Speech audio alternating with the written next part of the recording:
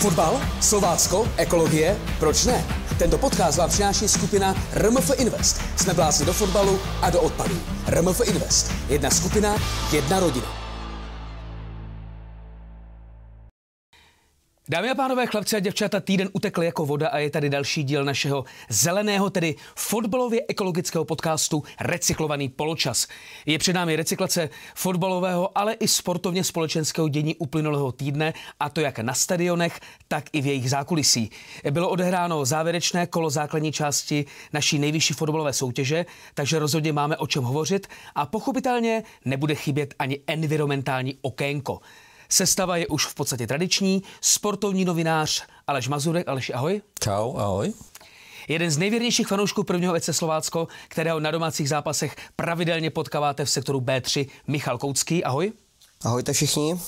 Náš fotbalový odborník na slovo zatý, hráč FK Viktorie Žižkov Milan Petržela, ahoj. Čau, zdravím všechny posluchače. No a mé jméno je David Vaculík a mám za úkol být méně dlouhý a méně trapný než minulou neděli. To teda fakt nevím, jak se povede. Tak, pánové, ještě než to celé odstartujeme, tak nesmím zapomenout zmínit našeho hlavního partnera, kterým je skupina RMF Invest. Mockrát děkujeme za podporu. Tak hoši, já myslím, že úvodem to úplně stačí a můžeme se pustit do práce. Co říkáte? Tak pojďme na to. Pojďme na to. Dámy a pánové, posloucháte podcast Recyklovaný poločas. A začneme asi tam, kde včera závěrečné kolo základní části skončilo. Začneme ale současně i na Slovácku, to znamená podívejme se do Edenu, kde Slovácko jelo s tím asi podle mě největším úkolem nějak přežít, protože Slavie je vytuněná, mistrovská, už se to asi dá říct, takže samozřejmě obrovským favoritem a vyprodaný Eden, fantastická atmosféra. My jsme měli to štěstí nebo smůlu, že jsme přijeli do Edenu 3 hodiny před zápasem a byl jsem velmi mile překvapen, že už 3 hodiny před zápasem byla otevřená fanzóna, kde to žilo, byly stánky s občerstvením, různých nabídek od burgerů po klasické klobásy, byly tam i nějaké soutěžní dovednosti pro děcka i pro dospělé, prostě už to ty 3 hodiny před zápasem žilo. A co mě zaujalo jako možná nejvíc, tak bylo to, že se tam normálně čepovalo pivo do skla, což na fotbalových stadionech samozřejmě je zakázáno, nicméně, protože ta game zóna byla mimo stadion, byla vlastně před stadionem, tak to tam běžně si natáčeli šnita a fungovalo to. Milan vlastně hrál až dneska, sedíme v neděli večer tradičně po skončení fotbalového víkendu. Takže Milana, nevím, jestli ses do Edenu na Slovácko vydal podívat, nebo procházel Prahu a... Tak já jsem tam měl rodinku, přijela za mnou na víkend, takže jsem se věnoval rodině a byli jsme projít město, takže jsem se na fotbal nedostal. Spíš jsem si od fotbalu odpočinul, takže spíš jsem se věnoval rodině než fotbalu. Takže na šnita do Edenu jsi nezašel. Nezašel jsem a myslím si, že tam asi ani Plzeň netočili, takže si myslím, nevím, jestli by mě to chutnalo. Člověče, byla to Plzeň, myslím, že, ale to je jedno, samozřejmě na fotbal se chodí sice možná i kvůli tomu pivu, ale my, co ten fotbal, neříkám, že děláme, ale motáme se kolem něho, tak samozřejmě to pivo není tím hlavním. Michale, ty se zhlásil o slovo, tak byl z Edenu? Nebyl jsem v Edenu, jsme taky chtěli jet, ale teda čubím teda jakože na Milana, OK, chtěl být s rodinkou, ale za mě stejně je to zajímavé, rozumíš? Odehrál přes 500 zápasů, jo, v lize a kurňa, ten by měl dostávat ty lístky jako za mě kurňa automaticky do nějaké výpky, prostě se tam jako zajít podívat i s rodinou. No tak nevím, jestli liga dává vstupenky svým králům ligových zápasů, myslím si, že ne. Ale možná je to dobrý námět. Ty bys, Milane, uvítal nějakou permanentku na všechny vstupy nebo ke vstupu na všechny ligové stadiony? Je to zajímavá myšlenka, nenapadlo mě to, ale jako nemáme problém s tím se dostat na zápas, takže my se jako mezi sebou známe, už jsme spolu nebo proti sobě a i spolu hráli několik zápasů se všema klukama, takže není problém se dostat na ten zápas. Ale jako líbí se mi to docela, že by za nějaký počet odehraných startů dostával prostě ten hráč třeba 2 lístky na jakýkoliv zápas. Nemuselo by to být špatný. My jsme to dostávali v repre, si pamatuju, vlastně ten, kdo měl odehraných víc jak 20 zápasů za repre, tak dostával vždycky 2 lístky na to utkání, které se hrálo tady v České republice. Jo. Tak budeme chodit spolu potom, ne? Na repre a na ligu? To je jasný, počítám s tebou. Ne, ty půjdeš s manželkou a to je v pořádku, že to tak je. Pojďme k tomu zápasu jako takovému. Nevím, jestli jste ho viděli, kdo jste se dívali v televizi. Já jsem samozřejmě byl na stadionu, na novinářských místech, takže s patřičným nadhledem. Myslím si, že ten úvod, úplný úvod, trošku jsem měl asi ve 3. minutě obavy, protože ta Slavia nás tam vybagovala, ale Jirka Borek, skvělý zákrok hnedka v té 3. minutě, myslím, že mu to dodalo patřičné sebevědomí a pak držel Slovácko vlastně až do závěru poločasu. David, ty se díval? Já jsem bohužel zápas neviděl, protože jsem vůbec neměl díky velikonočním přípravám čas, takže se o tom nechám vykládat. Nicméně jsem četl internet, prolezl jsem zprávy a všechna média jednohlasně tvrdí, že nebýt obrany Slovácka a nebýt hlavně fantastického výkonu Jirky Borka, tak by Slovácko zřejmě dopadlo mnohem hůř. A já zase musím říct, že samozřejmě Jirka tam chytil možná 2-3 věci důležité, nicméně ta defenzíva a organizace v té defenzivě byla už na úplně jiné úrovni, než to bylo třeba doma s Hradcem nebo s Libercem. A že ta Slavia zase nějaký extra drtivý tlak, že bychom byli vaření celou první půlku a celý 90 minut v naší 16, tak jako k tomu nedocházelo. Takže myslím si, že i ta taktika, hráli jsme tam vlastně na 3 stopery, Filip Vaško, byl tam i Stojčevský na hřišti, Ondra Kukučka, takže myslím si, že ta taktika byla jako zvolená dobře, což zase jsem rád i z pohledu Tomáše Palinka a Honzy Palinka, že ten zápas, řeknu, zvládli, byť samozřejmě jsme neodjeli s žádným bodem, ale neodjeli jsme s ostudou, což v tu danou chvíli a řekněme i v tom rozpoložení, v kterém ten mančaft v těch posledních týdnech byl, tak jako nechci říkat, že to je úspěch, ale určitě je to krok správným směrem. Tak za mě teda, když to řeknu, já jsem se na ten zápas jakože díval teda v televizi, přišlo mě tam jakože pár taktických chyb, jakože ze strany toho Stojčevského i ten Vaško, ale vzhledem ke kvalitám Slavie si myslím, že na tu bídu, co my jsme vlastně jakože hráli 3 týdny zpátky, prostě, že jsme jako byli úplně zesypaní, tak si myslím, že jako jsme obstáli. Za mě jako dalo se na to dívat. I když tam byly nějaké taktické jakože ještě nedostatky, tak se na ten zápas dalo dívat. Konečně prostě si myslím, že jsme to zvládali. Jako. Přátelé, co si budeme povídat, pro nás ta liga začíná teď v sobotu s Pardubicema. Nechci těch 30 kol házet jako za hlavu, samozřejmě to ani nejde. Nicméně samozřejmě ten zápas Pardubicema bude úplně o něčem jinším. A z hlediska toho, že jsme tam tu defenzívu jakž tak zvládli a odjeli jsme teda jenom s těma 2 góly nebo s těma 2 banánama, tak si myslím, že jako je na čem stavět. Milane, nevím, jestli ty máš třeba i nějaké od kluků z kabiny nebo po zápase si s někým zmluvil, a jaká je tam aktuálně nálada. Minulý týden jsme tady měli Standu Hoffmana, takže on říkal, že ve spojení s klukama z kabiny je. Jo, já taky jsem ve spojení s klukama, to řeším, ale jako říkal jsem jim před tím zápasem, když hráli na Slavii, že ať to odehrají jakoby s úctou. Samozřejmě asi těžko počítat ze Slavie s nějakýma bodama. Říkal jsem jim, že ty nejtěžší zápasy teprve přijdou, takže myslím si, že oni to taky tak vnímají a určitě se teďka na ty zápasy, vlastně, které se hrají o všechno v uvozovkách, tak se na to nachystají a věřím jim. Myslím si, že to zvládnou.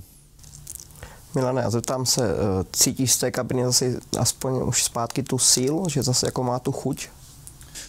Cítím z toho, jak tu sílu, tak a i chuť. Mají tam teďka dobrou chemii, ta parta je tam taková pohodová, jo? Teďka je vidět a cítit, že tahnou za jeden provaz, takže atmosféra se vyčistila, to je cítit na každém rohu, když tam vlezeš do té šatny nebo do těch útrop, tak jo, je z nich, srší to z nich, těch kluků. Jako myslím si, že jsou dobře nastavený a myslím si, že, jak jsem říkal, že to zvládnou. A dokázal by si třeba toho Tomáše Palinka, jakože, že by si udělal tu trenérskou licenci a že by jako pokračoval v trenérovi hlavním?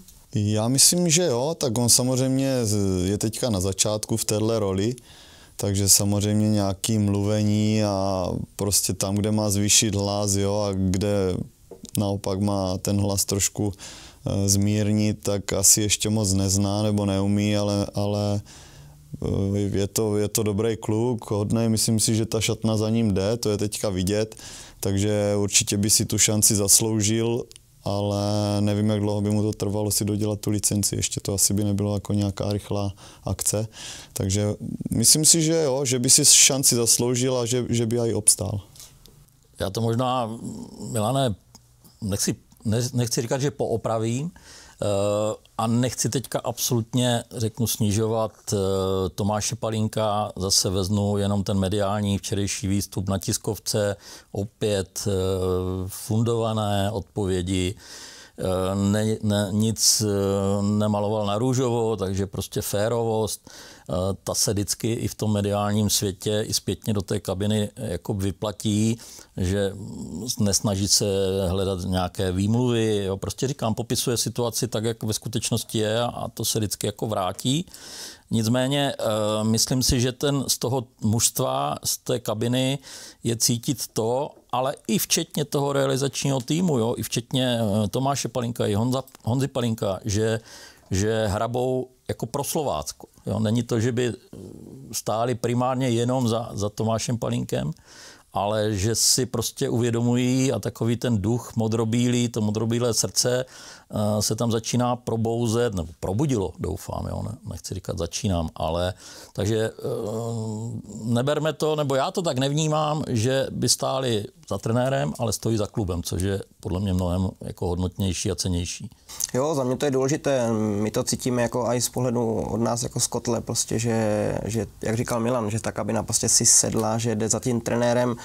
Já jsem jako úplně pro, prostě ať to klidně zkusí, ať to dělá dál. Mně se ta hra začala líbit zpátky, jo, a já tomu jako věřím, že by to mohl zvládnout. My jsme vzpomněli už tady Jirku Borka, ten jeho skvělý výkon. Já teďka, a Milane, možná i na tebe, co Milan Heča? 2 zápasy, asi logicky po těch 9 gólech ve 2 zápasech v jednom týdnu, tak potřeboval možná odpočinout, možná si sám o to řekl, nevíme. Nicméně teďka se tomu Jirkovi daří, sbírá sebevědomí, což se na tom hřišti i projevuje v těch zákrocích, chodí si pro balóny, nebojí se jít na malé vápno i pro balón jako dál do 16. Tak co teďka jako může se hrát, nebo co se děje v hlavě Milana Heči? No, Hečis je zkušený golman, už má taky spoustu odchytaný, takže on s tímhle je v pohodě. Hečis je takový hráč, že chce hlavně, aby šlapal manšaft, aby byly výsledky, jestli bude chytat on, nebo bude chytat ten jeho kolega a bude to fungovat, tak to až tak neřeší, takže já si myslím, že Hečis určitě jako z toho nebude dělat nějakou tragédii. Co mám zprávy, tak sám říkal, že klidně z té brány vyleze, pokud to prospěje týmu a klubu, tak z té brány vyleze a pustí tam Bořu. Pustil tam Bořu a Bořa zachytal. Samozřejmě teď je důležité, aby na to ten Bořa navazoval. No. A já si myslím, že prostor dostane, protože minulý týden vlastně před Sláví prodloužil smlouvu do roku 2029, jestli jsem to zaregistroval správně, to jsou 4 roky. To jako na Slovácko, nevím kdo, jestli vůbec někdo měl tak dlouhou smlouvu na 4 roky, což signalizuje to, že prostě ten klub je stabilní, dívá se i do budoucna a pojistil si golmana, který je mimochodem reprezentantem do 21 let, takže v českém nároďáku možná se podívá na slovenské Euro 21, takže ten jeho potenciál i řeknu v úzovkách obchodovatelný do budoucna je velký, tak co ty a ta délka smlouvy jako Jirky Borka? Tak u těch golmanů je to něco jiného než u hráčů. Ti golmani vydrží díl, že on než ti hráči samotný, takže určitě ta délka smlouvy, je to prostě branař, tak ta délka smlouvy asi tomu odpovídá, je to mladý kluk, je v repre, jak říkáš, takže myslím si, že komu jinému by měli nabídnout takovou dlouhou smlouvu, než tady tomu Bořovi, protože se zaslouží. Druhou ligu ukázal, že umí chytat, v první se trošičku spálil se Spartou, spadl na hubu, jak se říká, teďka se bude škrábat nahoru, první zkoušku zvládnul perfektně, no a teď je potřeba, aby ten mančaft podržel v těch zápasech, které to budou nejvíc potřebovat kluci. Já si paradoxně myslím, že to, jak ty říkáš, že spadl na hubu, což bylo vlastně už v té minulé sezóně, tuším, že to byla Bohemka, zápas doma, taky to vyběhnutí nebylo úplně optimální, nicméně se z toho nezesypal, z těch dvou, jak ze Sparty, tak z té Bohemky. A teďka fakt jsem na něm viděl včera, jakoby, nechci říkat tu vyzrálost, jo, to v tom jeho věku asi ještě o tom mluvit nejde. Nicméně ty zákroky fakt jistým dojmem působil, organizoval si to před sebou, takže fakt jako, znovu to musím zopakovat, že určitě dobrý tah jako od klubu, který se projevuje i na hřišti. Pojďme od toho zápasu se podívat na tabulku, protože ta po těch 30 kolech je nějakým způsobem ne, že uzavřená, ale rozděluje se. Jo, samozřejmě to včerejší kolo, tím, že se hrálo v jeden čas, tak ty změny stavu běhaly na internetu. Paradoxně, aniž bych to teda předpokládal, tak toho černého Petra do té finálové šestky si vytáhl nakonec Liberec, který to doma nezvládl i díky 2 gólům Filipa Vechety doma s Karvinou. Takže je pro vás překvapení, že to Liberec nezvládl? Davide, teďka tvůj laický pohled. No, můj laický pohled, když se dívá na tu tabulku, tak Liberec, tomu se nedokážu úplně přesně vyjádřit, ale pro mě jako pro laika je to, že ten Baník tam prostě vrazil klín a ta Sparta je až na 4. místě, je pro mě jako pro laika úplně jako fascinující zpráva. To asi s tebou musíme souhlasit všichni. Paradoxně ta Sparta včera v Pardubicích nakonec byla ráda, že to jaksi udržela, ten výsledek dohrávala tam v 10. Pardubice snížili na 1-2 v tom samém závěru utkání, takže byli za to vítězství asi i rádi. Přestože to tam asi každý čekal, že to bude jednoduchá procházka pro ně, pro nás, pro Slovácko, malinko zvednutý prst, že ty Pardubice se v závěru toho zápasu chytly. Milane, může ten gól v samém závěru, byť už prohraného, dejme tomu zápasu se Spartou, ten mančaft nabudit do dalšího týdne? Tak určitě je to taková spruha, že jo? Protože vždycky, když dáš góla tady té trojce nejlepší, Sparta, Slavia, Plzeň, tak tě to vždycky nabudí, takže určitě ten gól jim pomůže a jak říkáš, že to zvíhnutý prst, že se s Pardubicama musí ještě počítat a že to určitě nebude jednoduchý soupeř a nebude to hlavně soupeř, který bude odevzdávat body zadarmo, že jo? Takže určitě si na ně musí Slovácko dát pozor. Když jsme vzpomněli zápas Sparty, tak v sestavě a v Pardubicích chyběl Lukáš Sadílek. Nevím, jestli víš důvod, Milane? Psal ti. Takže nebyl ještě s Kočárkem na Žižkově. Jdeme zapíjet v týdnu. V Praze? Jo. Tak se Sáďou si to zapíjení neumím představit, protože Sáďa to asi ho budeš muset hodně popohánět. Tak já myslím, že se do toho opře trošku, tak tata je jednou za život třeba, že? Tak jako se musí předvíst pořádně. Jako. Takže Lukáši, gratulujeme do Prahy. Doufám, že máme dalšího modrobílého fotbalistu. Ani nevím, jestli je to kluk nebo... Holka. No tak fotbalistka taky modrobílá může být, proč ne? Ale hlavně gratulujeme a přejeme, ať malá roste a hlavně ať se Lukášovi samozřejmě zatím ve Spartě, doufajme, že někdy i tady na Slovácku zpátky, ať se daří. Davide, jak probíhají oslavy novorozených synů a dcer v hereckém souboru? No strašně, to je samozřejmě obrovská záležitost, tak jako kdekoliv jinde a samozřejmě pije se několik týdnů, v podstatě nepřetržitě během představení, po představení, před představením. V podstatě hrajeme úplně na kašu každý večer. Ne, tak samozřejmě doufám, že jste poznali ironii.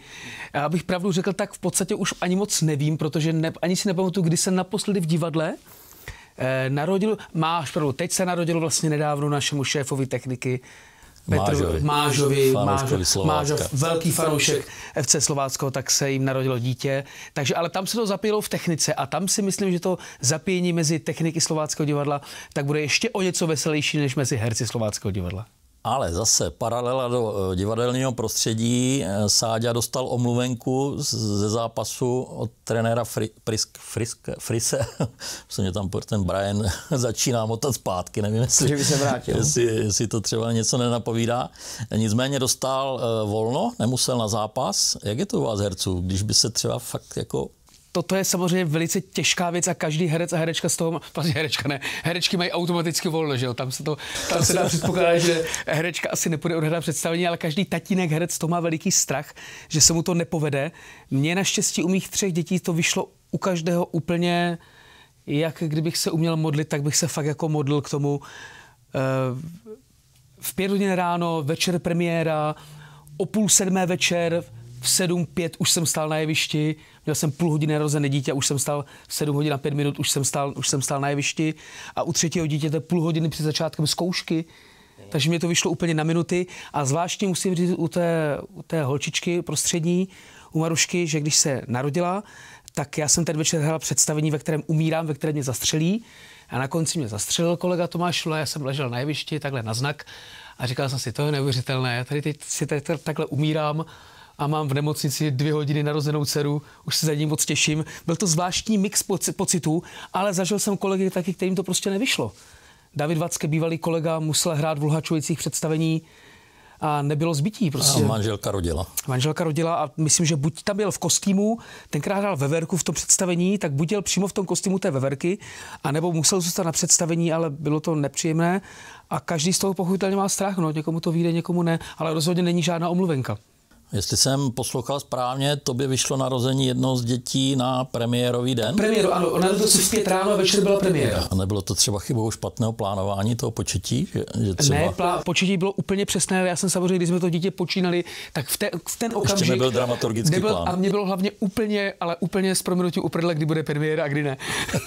Michal se hlásí, jak to bylo u tebe? Tak jak říkáš, s tím početím je to pravda, protože třeba kamarád ze Starého Města, tak on to plánoval jakože to početí a vyplánoval si to tak, aby to vycházelo vlastně ještě před začátkem ligy, jako ten porod, jo, prostě aby neznečkal jako nějaký zápas. A manželka neposlechla. No vyšlo jim to, myslím, mají to nějak jakože myslím koncem toho ledna teda, pardon, takže... Tak přátelé, ti, co nás posloucháte a plánujete početí, tak dopředu dramaturgický plán v divadle, abyste znali rozlosování ligy, to je vlastně rok dopředu.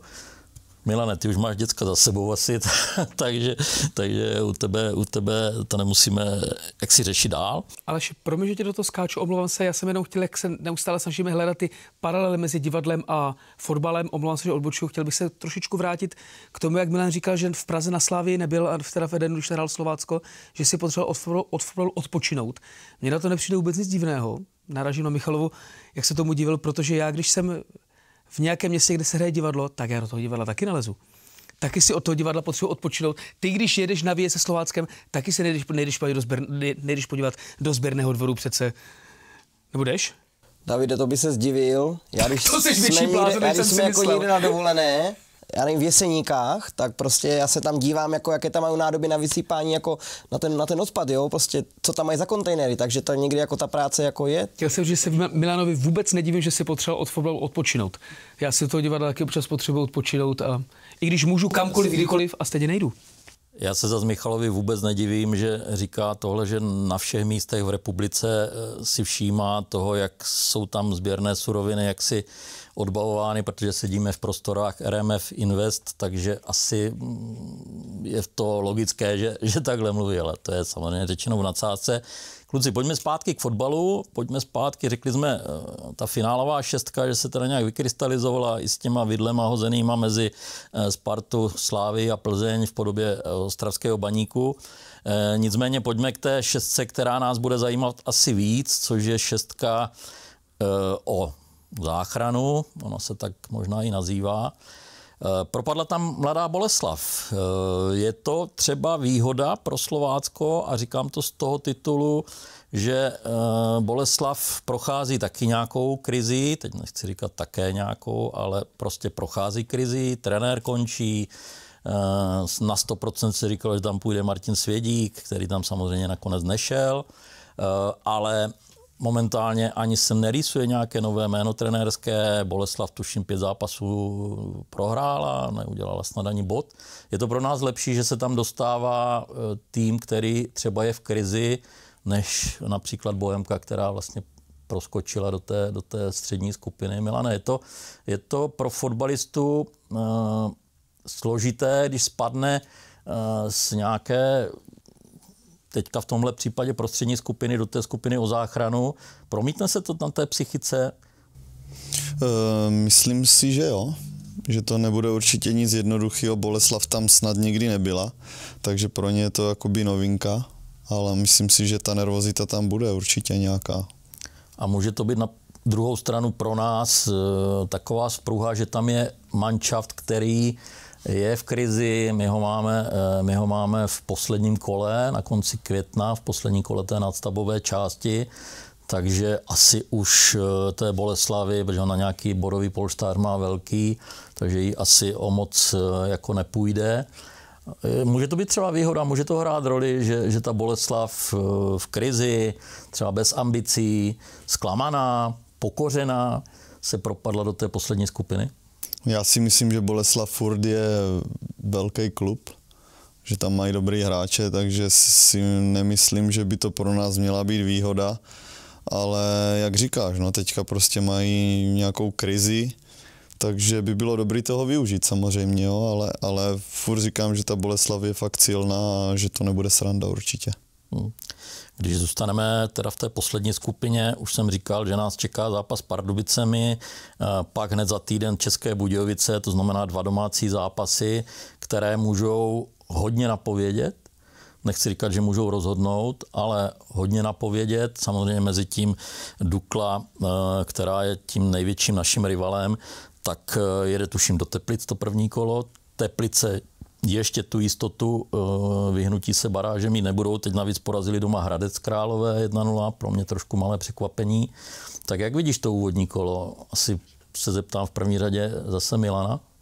Já si myslím, že pro Slovácko budou tyhle 2 zápasy domácí hodně důležitý a bylo by fajn, kdyby oba 2 vyhráli.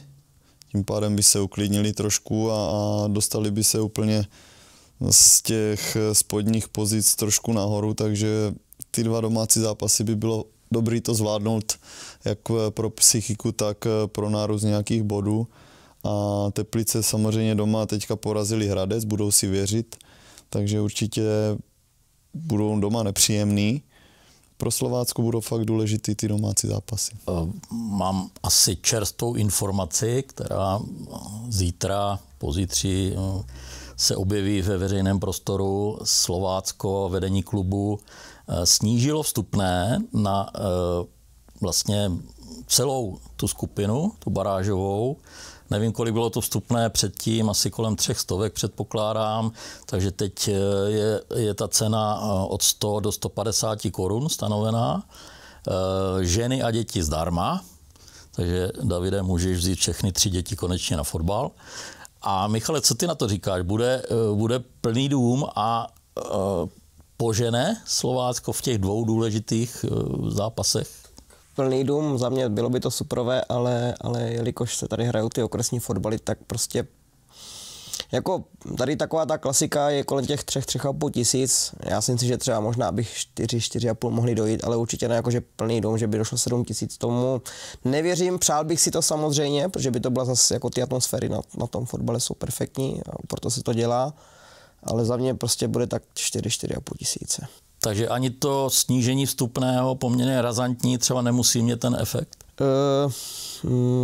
To je hezká věc, to teda za mě chválím, to je pro mě teda to, jako když to rozkřiknu, tak jako to teda bude super, ale za mě, jak říkám, tady prostě je těch 4,5 tisíce těch srdcových lidí, kteří půjdou, a když se prohraje, jo, tak oni na ten zápas půjdou. Za mě prostě to Slovácko ten marketing nedělá na takové úrovni, aby nalákalo třeba ty fanoušky jako nové, jo, prostě úplně. David kýve hlavou. Davide, ani ta rodinná sleva, nebo respektive ženy zdarma, třeba manželku nedostaneš na fotbal? To je samozřejmě úplně super. Já jsem vždycky rád, když na fotbale vidím ženy a děti. protože si myslím, a to je prostě pravda, že fotbal je společenská záležitost a je to vlastně zábava, měla by to být zábava pro celou rodinu. Myslím si, že ve světě je to úplně zcela běžné a u nás ne tak úplně zaužívané. Nicméně Michal na to narážel zcela správně a to je otázka marketingu. A když si občas v divadle stěžujeme na to, že slovácké divadlo je málo v tom veřejném prostoru vidět, tak Slovácko jako klub je z mého pohledu jako fanouška v podstatě úplně neviditelný. A už jsme o tom několikrát hovořili. Ta propagace směrem ven, velkoplošná reklama, média a tady tyto způsoby, to je slabé, to je prostě málo. A toto je taková příležitost, jak ty lidi na ten stadion dostat. Takže jestli říkáš, že se to má prostě rozkřiknout, tak je to tak, že to je 26. dubna od 4 hodin. Ano. Je to tak? Ano. Za 150 korun. Děti a ženy zdarma. Děti a ženy zdarma. Prosím vás, 26. dubna od 16 hodin první FC Slovácko proti Pardubicím a půjde o všechno. Bude to velmi důležité. Přijďte, Michal tam bude. Jasně, já tam určitě budu na Ale ještě tam uvidíte, uslyšíte v každém případě. Mám říct, že možná nevím. Ne, samozřejmě nemůžu, ale jasně, ne. Budeme tam všichni a budeme se těšit, je to tak? Jo. Bude tam i manželka teda? Nevím, zkusím. Můj syn řekl, že půjde na fotbal jedině, když opravdu uvidí, že ten kotel pořádně fandí. Takže já jsem mu musel slíbit, že to bude fakt velké. Tak já za mě můžu slíbit, že tam vezmu svoji manželku a svoje všechny 3 děti. Mám holky, takže mám to zadarmo. Ty bláho, to bude plný dům doopravdy možná. Ne. Já bohužel budu v Opavě, myslím, že hrajeme, takže to nestihnu, ale jako mám v plánu, že zůstanu z Opavy, vlastně zůstanu tady, nepojedu do Prahy zpátky, takže kdybych stihnul třeba posledních 10 minut, tak dojedu. Zvláště opět paralela mezi divadlem a fotbalem. Promiň, Míšo, že do toho skáču, ale Milan říká, že budu hrát v Opavě a on to říká úplně stejně, jako když my jdeme hrát do Opavy. Hrajeme v Opavě. Když jdeme hrát divadlo do Opavy, tak se tváříme úplně stejně, jako když jdou fotbalisti hrát fotbal do Opavy. Já jsem to nemyslel samozřejmě nějak, jako že bych se Opavě, nebo to. Nás tam nečeká nic jednoduchého, jako za sport, že Opava vůbec jako není špatná, takže. No, k Viktorce se dostaneme za chviličku. Já si ještě teďka mám v hlavě, musím trošku udělat jako předěl, mám v hlavě pořád zprávu, kterou mě poslal David, když jsem seděl v Edenu těsně před zápasem a on mě posílá informaci Líšeň zbrojovka 1-4, největší pecka víkendu. Já jsem se teda, musím říct, že trošku i rozčílil, protože jsem si pamatoval, jak si tady minulý týden David ohříval svoji zbrojováckou polívštičku dokonce s nějakýma rodnýma kořenama v Líšni. A teď mě prostě tam začal vnucovat vedenu, že zbrojovka je pupek světa. Tak samozřejmě ne, pojďme vážně. Byl to asi velký zápas pro Brno. Musím říct, že velký zápas i pro Martina Svědíka, který už byl na střídačce. Já přiznám, že jsem si psal potom se Standou Hoffmanem a samozřejmě gratuloval jsem mu k těm 3 bodům, hlavně k tomu, že to zvládli to derby. Nicméně jsem mu psal, ale zase jsou to 3 body stejné, 3 body jak jakékoliv jiné, tak se z toho hlavně a teďka bychom asi pípali, ale asi si dokážete doplnit, co jsme si jako psali. A musím říct, že Standa to bral úplně stejně a pak jsem si dokonce přečetl prohlášení Martina Svědíka, že to také bere, že to je prostě jenom jeden z kroků k tomu, aby ta zbrojovka se zachránila, aby teďka samozřejmě nad Brnem vyšlo sluníčko, jo, které se jmenuje Martin Svědík a všichni, včetně našeho Davida tady, říkají, zbrojovka je v podstatě s málem účastník Ligy mistrů. David, ještě to bude nějakou chvilku trvat, ale dobře, nechávám ti to okénko zbrojovácké, užij si to. Ne, to vůbec tak není, že bych nějak preferoval zbrojovku nějak přehnaně. Jenom jsem z toho měl obrovskou radost, protože si myslím, že se konečně chytli a potom, co s Prostějovem prostě tak nešťastně remizovali a Standa si dal vlastního góla takového, jakého jsme všichni viděli, že si dal. A potom, co jsem se s ním tady minulý týden bavil a jak na mě působil velmi sympaticky, tak mě ho bylo prostě úplně neskutečně líto po tom, co se stalo, co jsem viděl. Jak se k tomu postavil? Mluvili jste spolu o tom do toho telefonu, zmínil se? Ne, my jsme si psali, ale přiznám se, že jsme si psali i po tom Prostějovu, ale teďka nechci říkat, že odhaluju soukromí, to nechci, jo, ale ten den jsem říkal, tomu psát nebudu, protože to asi, nechci říkat, že vypl telefon, ale pak jsem mu psal druhý den, že jako svět se neboří a ať si vyčistí hlavu hlavně, což se jim asi před tou Líšní povedlo. Ty brďo, teď si uvědomuji, že já tam v tom Brně jim tam snad i pomáhá mentálně. No já si myslím, že úplně. Hlavně jim tam strašně pomáhá Slovácko, že jo? Který jim tam vlastně láduje všechno, co může, včetně trenérů a hráčů.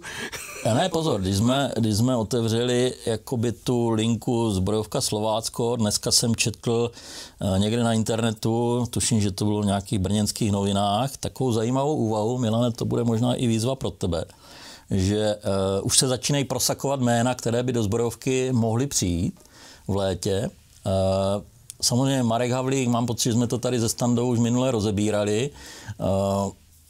Nechci říkat, že Marek je Martinův kůň, co v žádném případě ne, ale nicméně hráčsky, lidsky si rozuměli a mohlo by to být řešení jako pro Zbrojovku. Samozřejmě Marek je hráč Slovácka a nikde jinde než ve Slovácku jako nikdy nehrál, což může být vždycky ten přechod, může mít různý efekt.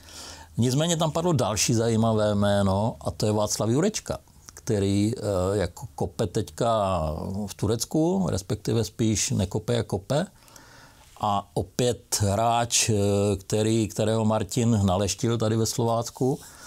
Myslí si, že třeba Venca a druhá liga ve Zbrojovce, že by to mohlo být a spojení s Martinem Svědíkem, že by to mohlo být to, co by tam mohlo fungovat? Nemyslím si, že to asi dopadne, protože si myslím, že Venca spíš bude chtít zůstat někde v zahraničí, než aby se vracel do Česka a ještě k tomu do druhé ligy, takže museli by mu dát asi jako hodně zajímavé podmínky, aby o tom přemýšlel, ale jako po fotbalové stránce si myslím, že by to asi pro něho jako nebylo moc rozumný. No, tak já ti zkusím oponovat. Venca sice 30 let optimální fotbalový věk, ale pokud si dobře pamatuju, on je vystudovaný inženýr, stavař. A v Brně se bude stavět nový stadion. Bohužel velodrom. Kdyby chodil na brigádu. Buď by chodil na brigádu, anebo by pomáhal Zbrojovce stavět stadion, co? To asi mu napíšeme jako jak to vidí. Milane, u toho Venci, tam spíš to bude vyjednávat jeho hlavní pokladník, což je jeho taťka. Jo. Venca by možná do té Zbrojovky šel za Svěďou, znají se, za mě proč ne.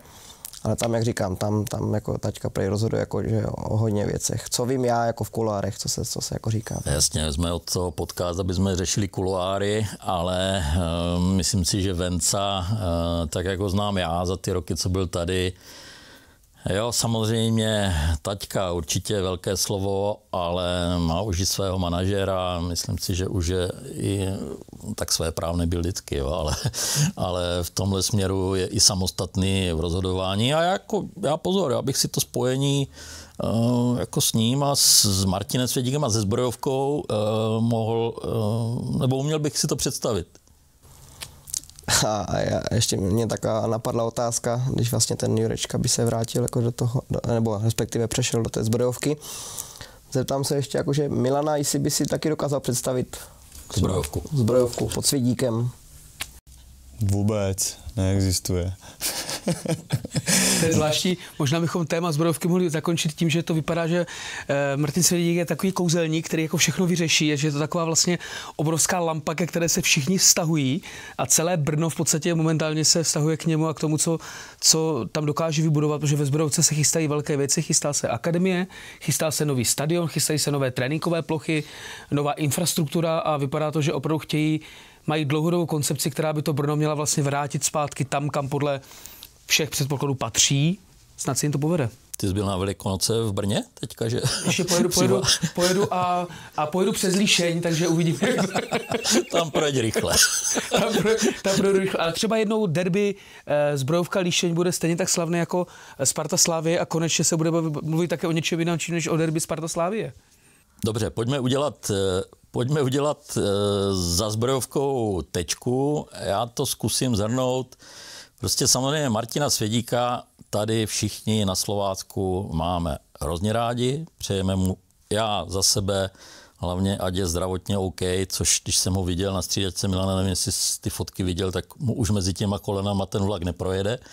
Pamatuju si, když dával góla, tak jste běhali kolem toho rohového praporku s kolenama od sebe, ale zaplať pánbůh, Martin je už zdravotně jako v topu, což mu přejeme asi i za všechny fanoušky na Slovácku jako to hlavní.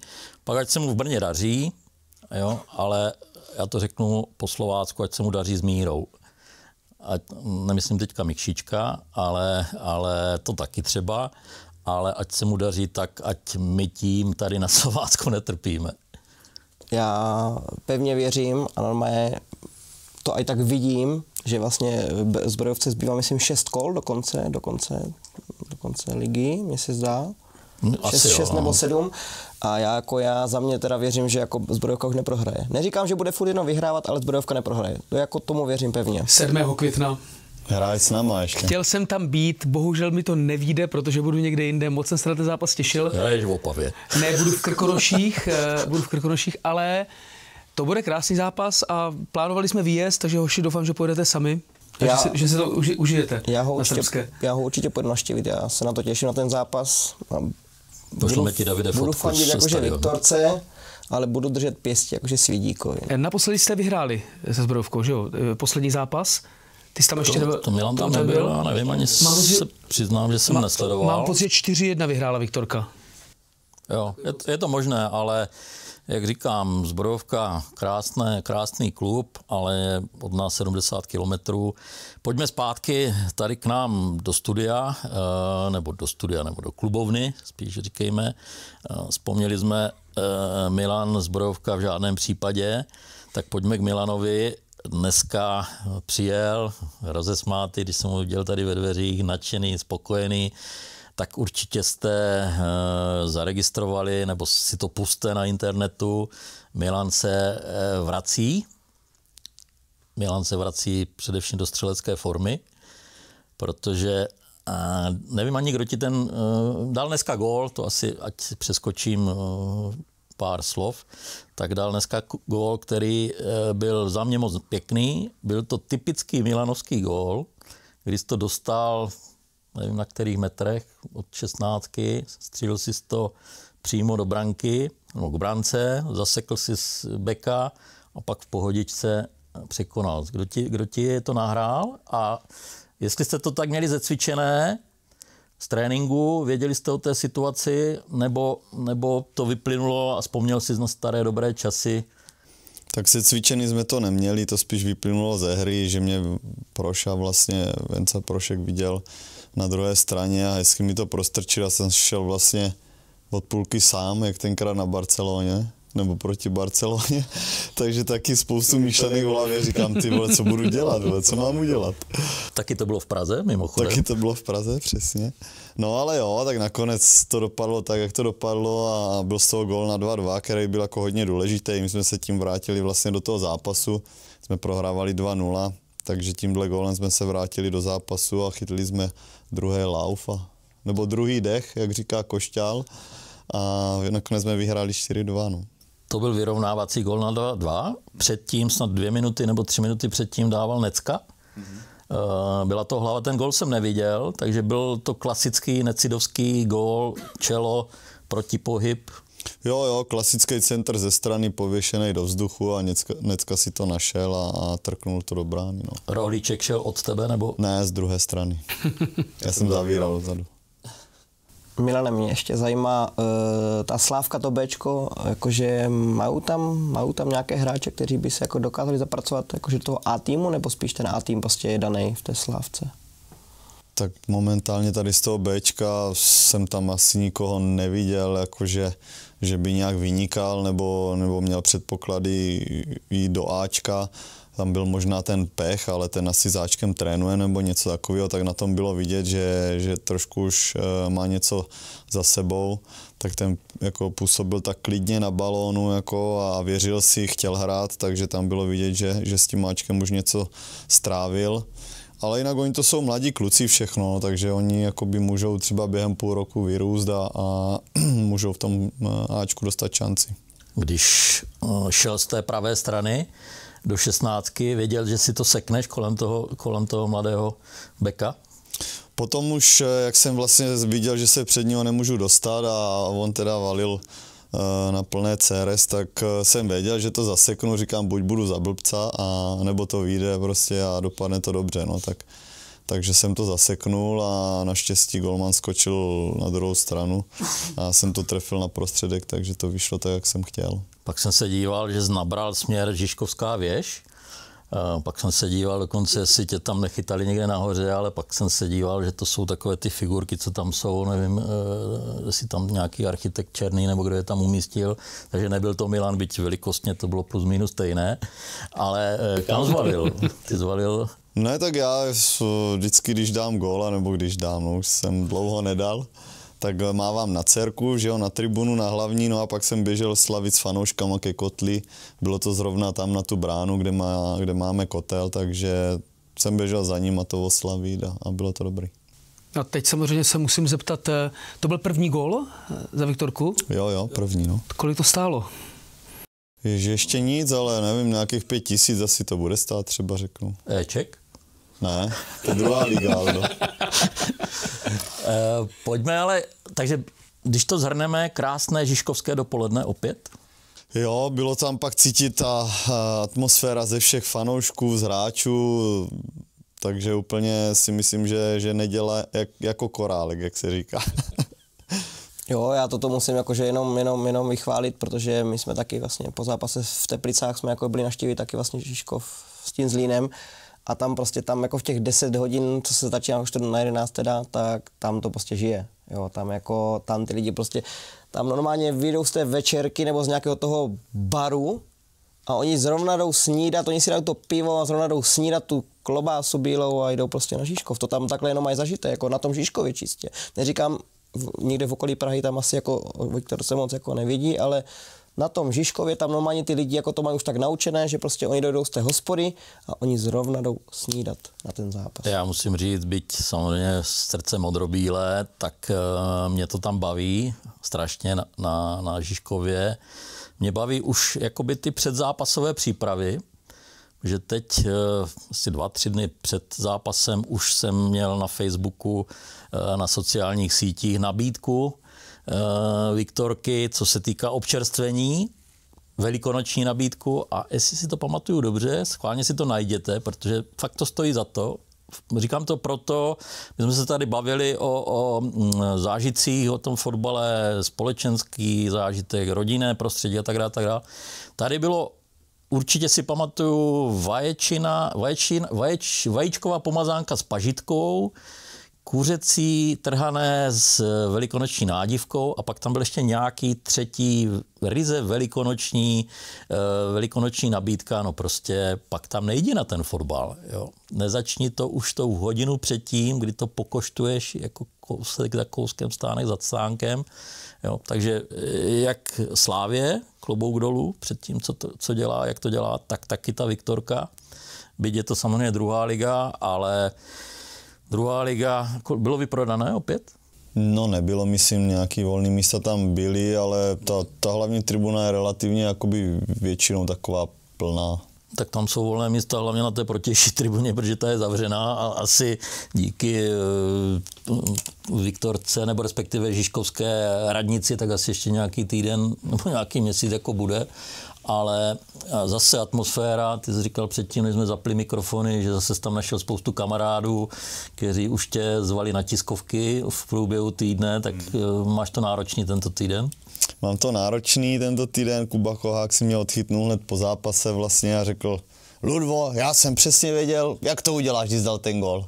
A to můžu říct jenom já, protože já mám fotbalové myšlení stejný jako ty. Říkám, tak, ty jsi to zhodnotil, můžeme se jít vysprchovat. Takže z Kohýně bude první tiskovka? Kohýně mám tiskovku v úterý a i ve středu. Pak do toho mám ještě Sáďu a v úterý jdu Horvimu na 50. Ježišmarja, to je takže náročný vůbec nevím, týden. jestli do té Opavy odjedu nakonec. Prosím tě, trénuješ ještě nebo už? jak to vidíš? Milan už trénovat nemusí tolik, no. dejme tomu. No, vzpomněli jsme, jasně, taky zajímavé téma.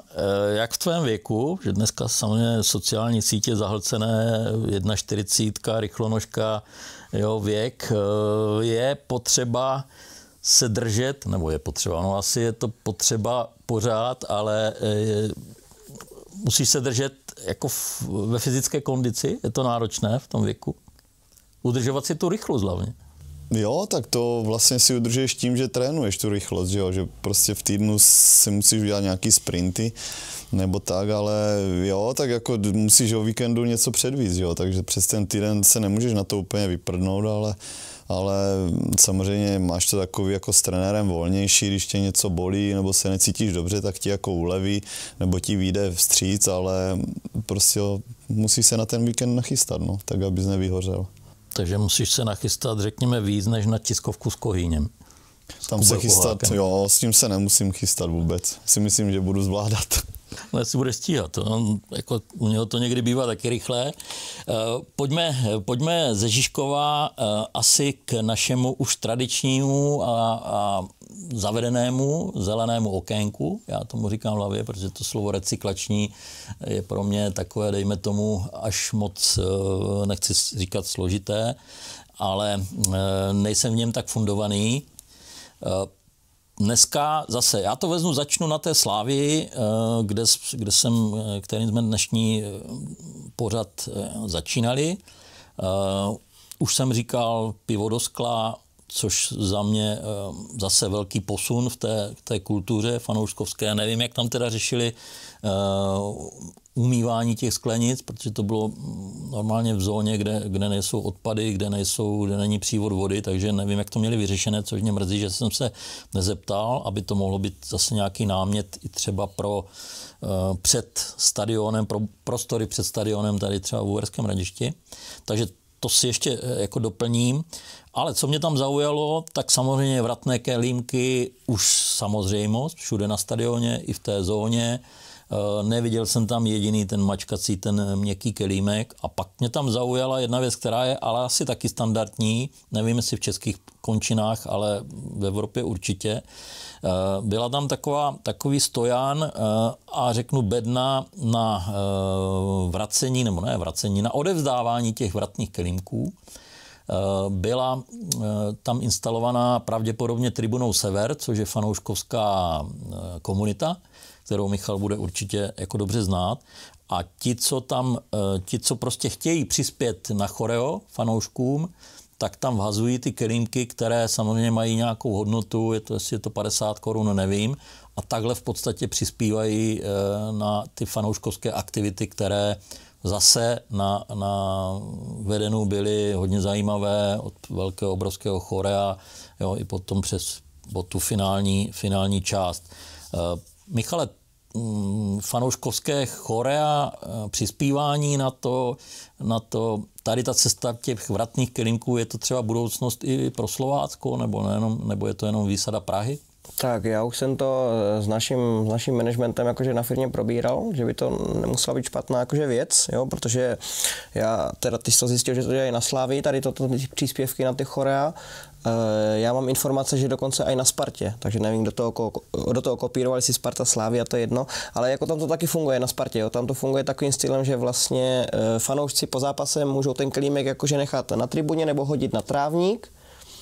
A zase někdo z toho kotle to jakože pozbírá a je to vlastně jakože příspěvek na ten choreofond, takže za mě to je velice pěkná věc, protože my vlastně z určitých 2-3 lidí obcházejí kotel v zápase a vybíráme jakože peníze na sebe, jako mezi sebou, jo, na ten choreofond, jo. Není to částka 10 000 ani 100 000, je to víc než 200 000, co máme jakože teďko jako aktuálně třeba, jo. V našem choreofondu, jakože prostě na tyto, ale jo, není to nic levného, jo. To máte plachty, vlajky se vymýšlej, občas nějaké to pyro samozřejmě, protože bez toho by to nešlo. Michal, mě vždycky zajímalo, když vyrobíte nějakou plachtu, na které je nějaký potisk, takovou tu velkoformátovou a použijete to vlastně jednou, co se s tím potom děje? Jako dá se recyklovat? Dá se to použít opakovaně, že to přemalujete, no, zpracujete nějakým způsobem dál, nebo skladujete to někde na pozdější použití?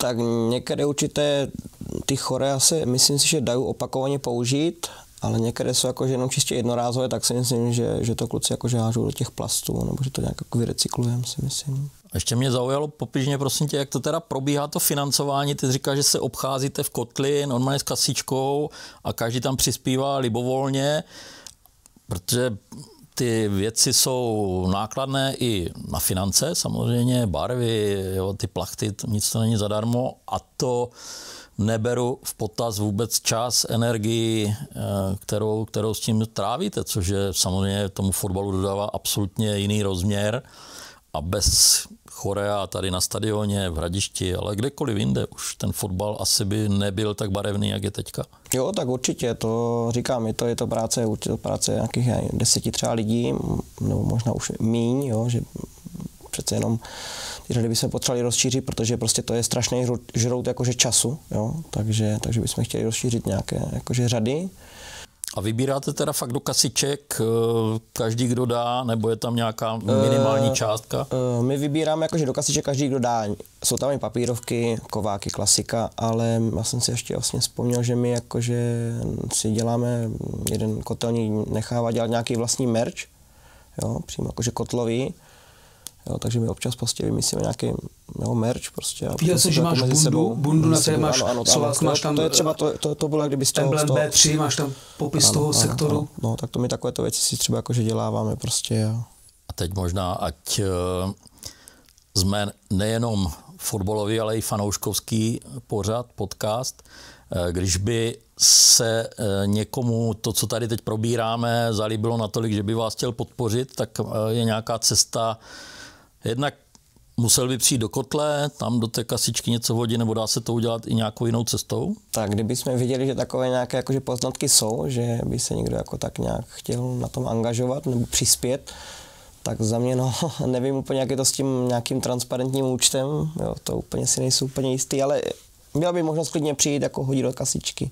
To je asi jedna cesta a teď mě napadá ještě cesta druhá, která možná může být taky zajímavá. My samozřejmě vysíláme pořad, ale máme už i také svoji sekci na internetu, kde máme mailovou adresu a teď doufám, určitě ji tam najdete, takže můžete, když budete mít cokoliv, ať už k našemu pořadu, připomínky, náměty, nápady, i otázky, ať už na Milana nebo na jakéhokoliv dalšího hosta, který sem určitě přijde. Nebude to vždycky jenom o Milanovi, ale třeba na Michala, co se týká fanouškovské scény, na Davida, pokud jde o divadlo, jo, anebo na mě, pokud jde o média a vůbec o Slovácko, tak určitě napište na mailovou adresu, kterou si teďka poznamenejte, podcast@rmfi.cz.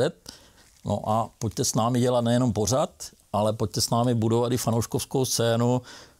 Dobře, David se na mě usmívá, takže klidně i na Zbrojovce, jo, ale... Nebo třeba na Zbrojovku nepřispívejte na tento mail v žádném případě. Možná tak na Žižkov ještě by mohli, ne? Tak na Žižkov asi, jo, ale dobrý. Pojďme kluci dál. Vzpomněli jsme tady, nebo Michal tady vzpomněl příspěvek na pyro. Ty jsi to řekl takovým trošku přitlumeným tónem. Pyro a fotbal. Pyro není zločin, samozřejmě zní po stadionech už řadu let.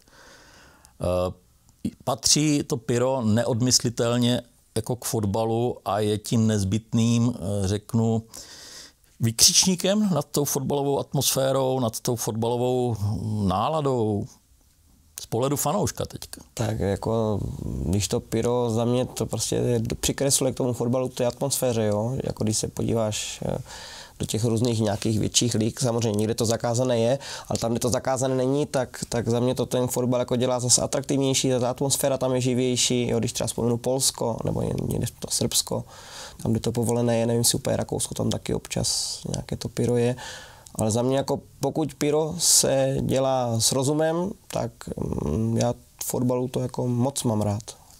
Milane, zeptám se tebe, registrujete při utkání třeba pyro a teď třeba mám na mysli, kdy se zelený trávník zahalí do mlhy a vy musíte čekat, než se mlha rozplyne, tak vnímáte to a jak to vnímáte?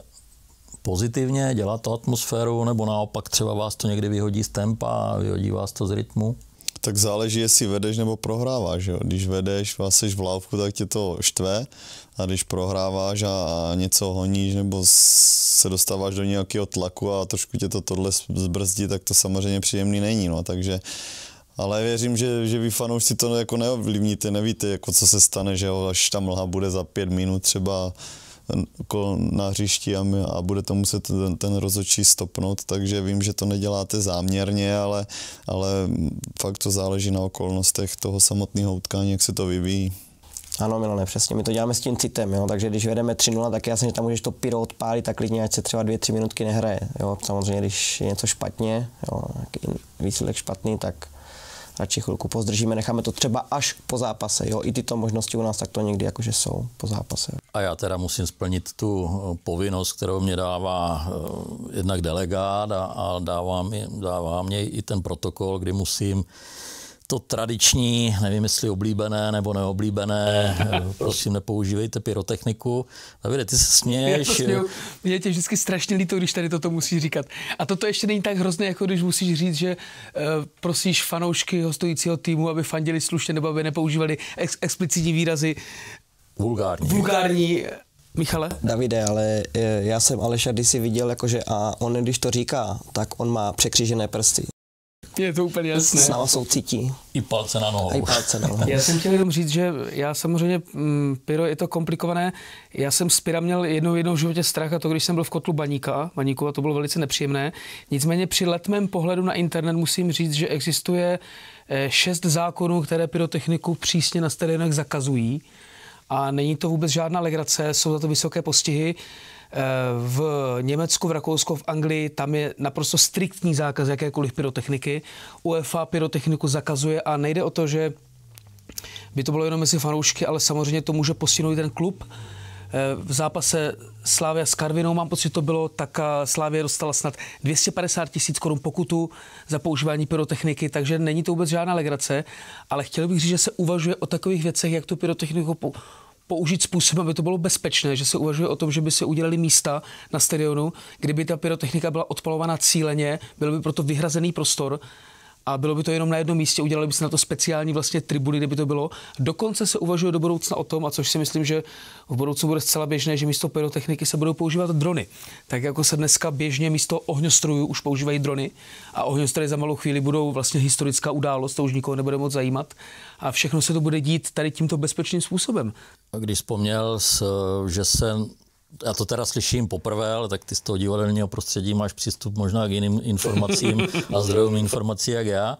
Nicméně, že by se na stadionech dalo zvažovat vytvoření místa, kde by se dala odpalovat pyrotechnika, no možná bych to mohl... Řízeně a kontrolovaně.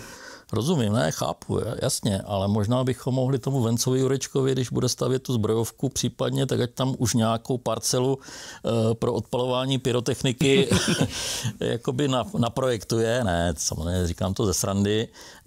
Pyro asi k fotbalu patří, asi k němu bude patřit.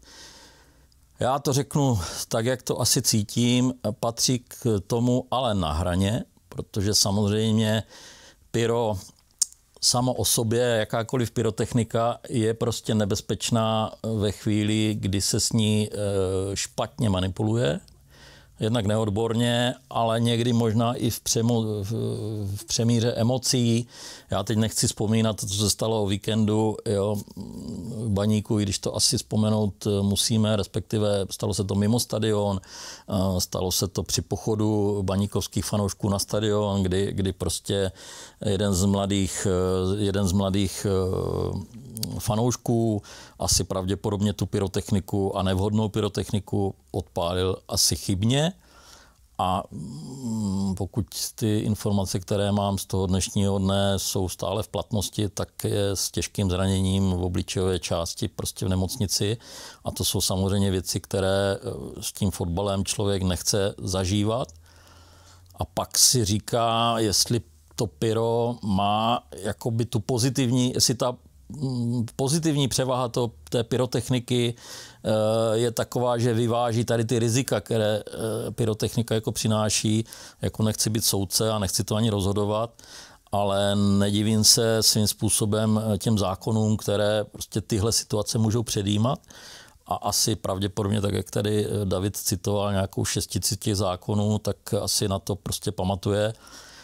A jestli to budou Jurečkovy parcely na stadionech s bezpečným prostorem pro odpalování pyrotechniky, nevím, jestli je to cesta.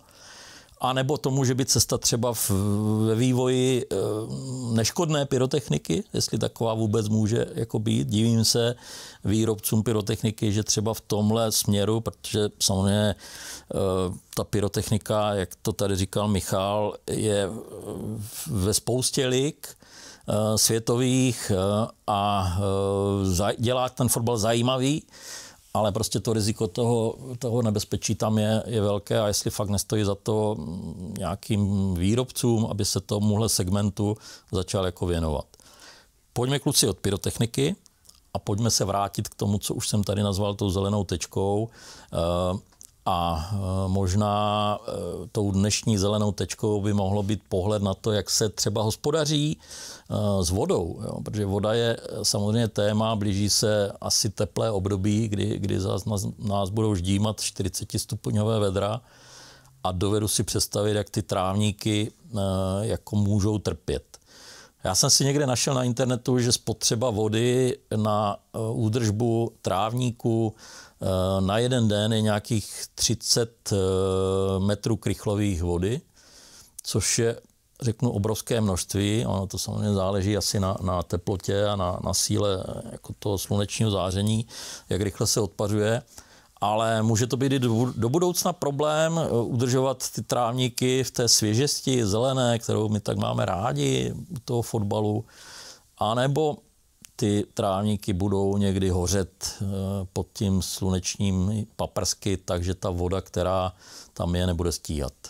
Já bych jenom možná k tomu, jenom to trošičku rozvinout, nechci tím zbytečně zdržovat, ale je docela zajímavé zjištění, že Fotbalová asociace České republiky má něco, čemu se říká strategie ekologické udržitelnosti, a která se zaměřuje na snižování negativních dopadů fotbalu na životní prostředí a podporu ekologicky odpovědného chování na všech úrovních, až od těch amatérských až pro ty profesionální, pro ty špičky. A samozřejmě šetření vodou mezi tyto dopady patří, nebo to vlastně plýtvání vodou, a kluby jsou vedeny k tomu, aby dokázali s tou vodou hospodařit, tak jako všichni my, co máme rodinné domy, jsme povinni zadržovat dešťovou vodu na svých pozemcích, tak stejně tak jsou povinni to dělat i stadiony, budovat retenční nádrže, používat vodu z vlastních studní, používat recyklovanou vodu, to znamená snažit se používat odpadovou vodu k zavlažování trávníků a nejenom sluneční paprsky, ale také třeba vyhřívání trávníků přispívala k tomu, že té vody je potřeba stále víc a víc.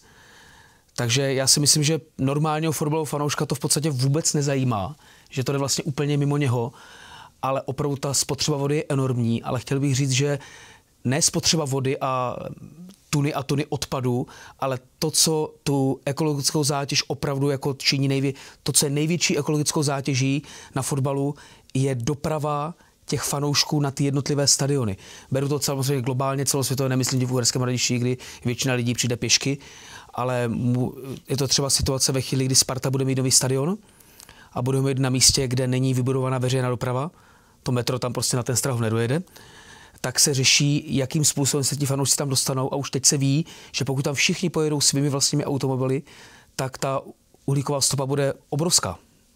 Nakousli jsme několik zelených témat. Já bych možná dneska zůstal u té vody. U vody, výborně.